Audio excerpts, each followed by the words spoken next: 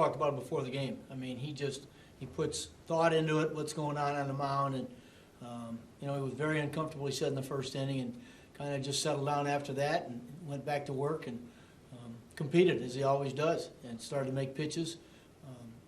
I don't know if, even though the last time when he faced him, I think he had a better idea what he wanted to do. He just couldn't get it done in the first inning, but he is who he is, and he look up and he's still in there and late in the game.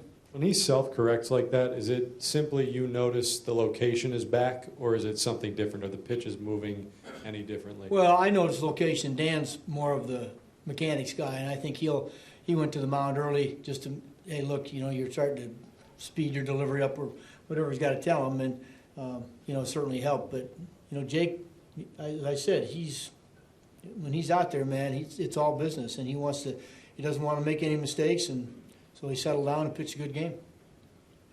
Jerry.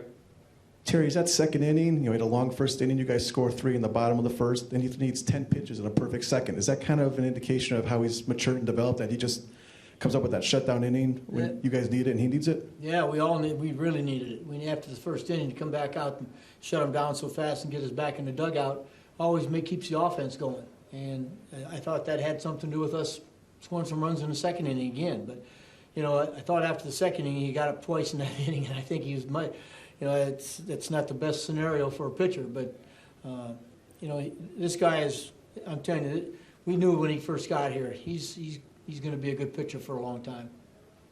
Christian. Terry, is everything okay with Cespedes? And why did you go out and check on him after the double? Tommy said he was having trouble catching his breath, so I just went out, and he just, had run hard and was trying to, there's no air out there tonight. It was one of the things. It was hot and humid, and I think he just, but he said, no, I'm fine. I just want to get some air, so I think I'll take an oxygen tank with me next time. Rich. Terry, when you look at the way Jose started the season, and some of the at-bats were just, rough to even see, and even the outs now are better at bats, how did he kind of correct it, and how did he kind of spin it around to where he looks more like Jose now? Yeah, again, I'm going to give – I tell you, we got 2 very, very good hitting coaches here, and they don't let anything go without working at it. So – when Jose was struggling early, they went and they tried to analyze his swing, and a lot. I'd ask him, "What are you seeing different?" And they said, "Not a lot. He's just chasing. And I think they kind of reined him in and got him back in the strike zone, and he's swinging much better. Mark. Terry, I think with Cespedes, at times you'll see him run really, really hard, and sometimes you'll see him not run as hard. Is this a guy that's like managing, sort of dealing with his legs out there? I would think so, Mark. Yeah. One of the things about him, I think he knows what he can catch and what he can't. And so, I know he's trying to make sure nothing happens so he stays on the field. And I think some of those balls, he just said, look, I'm not going to get to him. And so it looks like he doesn't go after him hard, but I think he's got a pretty good feel for it. I assume you're cool just trusting his judgment on those things. He knows how he feels better than anybody, so. Matt. Terry, just with deGrom, this is 7 straight wins for him. You really couldn't ask more of a guy. Does that make it all, I guess? 12. You said I can ask more of a guy. Yeah, 12. Okay. All right. If we're going to get greedy here. But, could you, does it make it all the harder to digest, I guess, in that you're getting wins out of him every time out, and the team still hasn't been able to kind of get on that run? Does that make it, when you put it all in the big picture, kind of harder to stomach it all?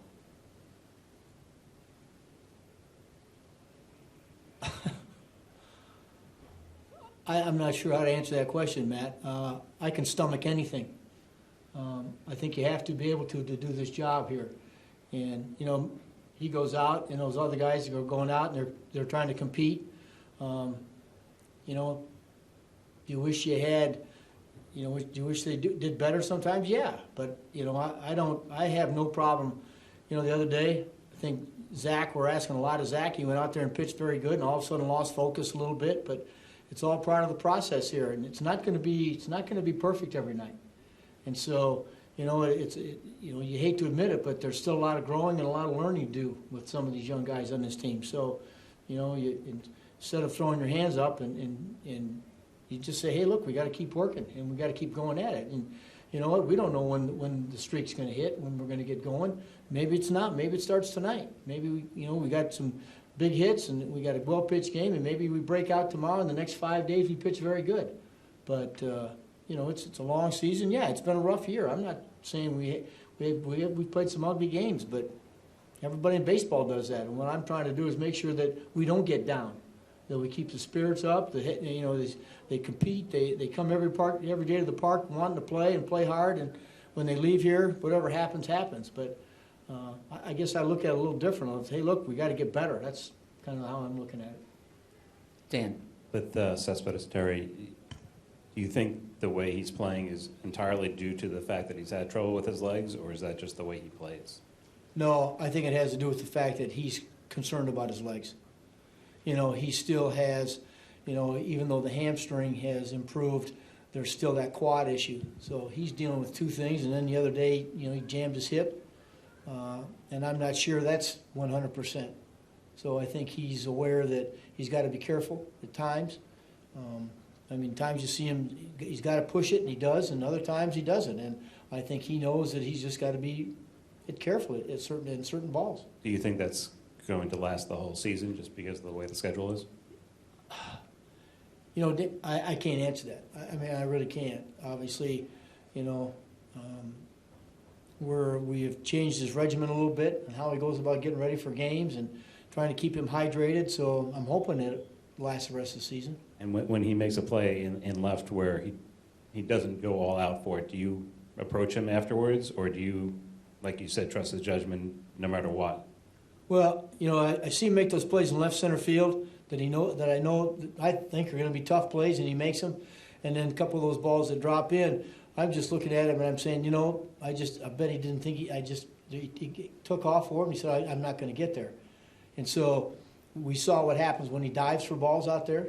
He's not the best at leaving his feet for balls, and I think he said the only way I'm going to catch it is dive. So he just said, I'll just hold him to a single. I don't know what his thought process is, but I just know that he's trying to be as, make sure his legs don't go out on him again.